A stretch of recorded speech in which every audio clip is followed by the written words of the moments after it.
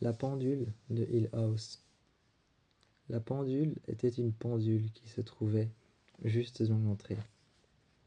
Bien qu'elle paraisse normale, elle n'avait rien de normal.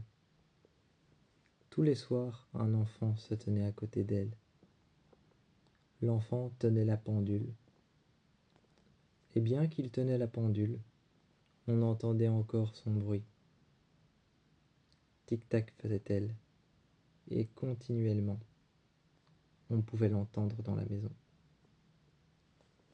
Alors qu'on passait jour après jour, même la journée et le soir, on entendait son tic-tac encore et encore.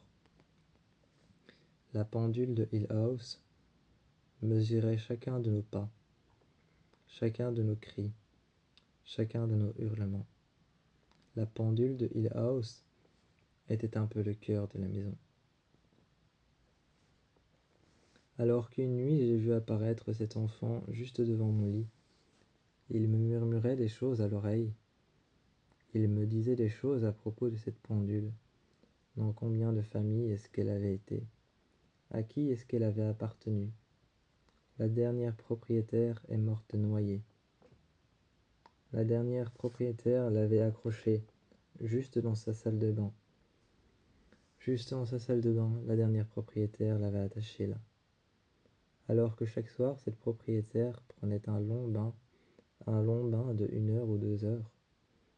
Un soir, l'eau est devenue noire quand elle s'était endormie. Elle s'était endormie dans son bain. L'eau est devenue noire.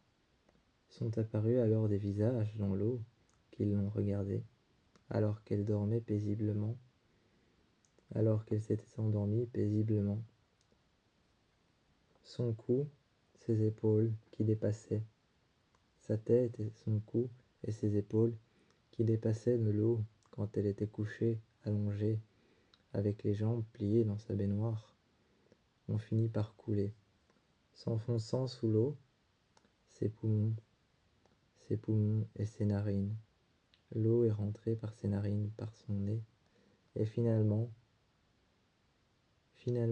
ses cheveux noirs se sont enfoncés dans l'eau, derrière son dos, contre son dos. Son corps a mariné là des années et des années, en moyenne peut-être 1 an. Peut-être 1 an avait-elle baigné dans cette eau sale. Dans cette eau sale, peut-être 1 an avait-elle baigné. Alors qu'un soir, je m'étais levé pour aller boire de l'eau à l'évier. L'évier avait un goût de... L'eau qui coulait de l'évier que j'avais mise dans un verre pour pouvoir boire avait le goût de la terre. Cette eau avait un goût de terre, avait un goût d'eau sale, avait un goût simplement d'eau vaseuse. Il avait un goût de vase. Alors que j'ai regardé l'eau était noire. Devant moi se tenait juste à côté de la pendule, cette femme au visage pâle et décomposé, à la peau qui commençait à peler, à son bras qui était complètement décomposé, ses os qui sortaient, sa peau si fine que je pouvais en apercevoir la chair en dessous, sa peau si fine que je pouvais apercevoir les seuls fragments d'os qui étaient en train de se casser. Elle se tenait sur ses deux jambes pliées qui ne se tenaient pas bien droites et qui se brisaient un petit peu. Je pouvais apercevoir ses jambes et sa tenue qu'elle portait quand elle était dans sa baignoire, une longue robe transparente et grise. Elle me regardait avec de fins yeux en amande blanche, et elle me regardait avec ses yeux blancs. Elle ne disait rien, elle restait là. La pendule de Hill House sonnait tous les jours à minuit quart. À minuit quart, elle sonnait, et le fantôme de cette femme était juste à côté. À minuit un quart, un peu avant, elle sonnait, et le fantôme de cet enfant venait. Il s'asseyait juste à côté, il tenait la pendule. Un soir, alors qu'il tenait la pendule, j'ai vu apparaître de la pendule. J'ai vu disparaître dans la pendule cette petite chose, ce petit rond en or, accroché à une barre en or. Je l'ai vu disparaître. La pendule était vide, Au-dessus, l'horloge s'était arrêtée à minuit un quart, et j'ai vu apparaître un bras, et un deuxième bras. Ce bras avec la peau qui était en train de peler, ce bras avec la peau qui était en train de peler, une peau toute fine et blanche. Alors que sa peau était toute fine et blanche, toute ratatinée, j'ai vu alors son bras, ses ongles qui étaient en train de tomber. L'homme qui est sorti s'est mis à côté de la jeune femme. Il s'est mis à côté de la jeune femme qui était morte. L'homme n'avait pas de cheveux sur la tête. Il m'a regardé, a incliné la tête. Il n'avait pas de cheveux sur la tête, seulement de la peau qui était complètement ratatinée, et seulement de la peau qui était complètement blanche, et qui était en train de peler. Alors que sa peau alors que sa peau commençait à se détacher, je voyais l'homme me regarder, avec des yeux blancs et fins. Il venait de sortir de la pendule. À minuit un quart, à 1 heure du matin, ces fantômes ont commencé à marcher dans la maison de Hill House. Tous les fantômes de la maison de Hill House avaient une histoire, tous sans exception. Ceux-ci, leur histoire, c'était la pendule de Hill House. Alors qu'ils commençaient à me parler, je ne pouvais m'empêcher de les écouter. Que disaient-ils? Qu'essayaient-ils de me dire? Que fallait-il que je réponde? Que fallait-il que je dise? Je suis remonté dans ma chambre le plus vite possible. C'était le soir, et ma mère, je lui ai demandé de l'aide. Elle m'a dit qu'elle n'avait rien vu. Elle était descendue se mettre devant la pendule, mais une fois devant la pendule, ma mère a cessé de parler. Je lui ai tenu la main, elle m'a tenu très fort la main. Elle a tourné son visage, Elle a tourné son visage, m'a regardé. Ses yeux étaient devenus blancs, ses cheveux noirs qui protégeaient sa poitrine et qui protégeaient ses épaules, passant par-dessus ses épaules, passant par-dessus son dos et sur sa poitrine. Elle m'a regardé avec sa robe rouge qu'elle venait de mettre, alors que c'était le soir et qu'elle devait aller dormir. Elle m'a regardé et a commencé à murmurer des choses que je ne comprenais pas.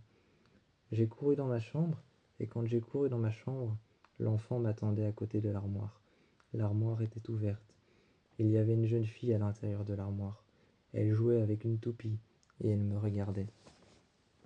Ce soir-là, à Hill House, à cause de la pendule, beaucoup de fantômes se sont réveillés.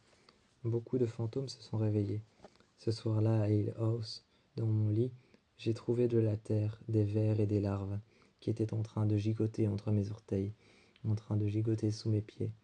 Hill House était une maison qui racontait des histoires. L'histoire de beaucoup de personnes mortes. Beaucoup de fantômes appelaient à l'aide. Certains n'appelaient pas à l'aide. Beaucoup de fantômes appelaient à l'aide. Mais certains avaient une histoire. L'histoire de cette pendule, c'était qu'elle protégeait certaines âmes qui en avaient eu possession. Elle protégeait certains fantômes qui en avaient eu possession. Qu'avait fait l'homme de cette pendule? Où est-ce qu'il l'avait attachée pour pouvoir mourir? L'homme était un ancien boucher. Il l'avait attachée dans sa boucherie. Chaque jour, tic-tac faisait la pendule. Et un jour, l'homme a retourné la disqueuse contre lui. Un jour, l'homme a retourné la disqueuse pour couper la viande contre lui. Il y a passé sa main, et on l'a retrouvé couché derrière le comptoir. Son fantôme errait depuis, là où il y avait de la viande crue, de la viande fraîche. Ce pouvaient être des animaux, des cadavres, et à Hill House, il y avait beaucoup de cadavres d'animaux, qui étaient accrochés à des pièges à loups. À des pièges à loups, il y avait beaucoup d'animaux qui étaient accrochés, qui étaient morts dans la forêt autour de Hill House, autour de la propriété de Hill House. Donc, ce fantôme était là pour une bonne raison. Il était là pour reproduire encore et encore et encore sa mort. Il s'était attaché à la pendule de Hill House. Hill House mesurait nos peurs, nos cris, nos craintes les plus profondes, nos peurs. Certaines personnes à Hill House n'étaient même pas conscientes qu'elles y étaient. Certaines personnes à Hill House étaient juste conscientes qu'elles avaient peur, étaient juste conscientes que ce qu'elles voyaient c'était des apparitions, des fantômes. Mais certaines personnes à Hill House n'étaient pas conscientes qu'elles étaient enfermées dans cette maison. Elles étaient conscientes qu'elles avaient peur, qu'elles dormaient, qu'elles se réveillaient le matin et qu'elles passaient une journée. Mais ça s'arrêtait là. Ensuite, la nuit, ça recommençait. Cette pendule se remettait à fonctionner. Et les fantômes, celle de cette femme, celui de cette fille, celui de ce petit garçon, se remettaient à rire, à pleurer, à apparaître dans les couloirs.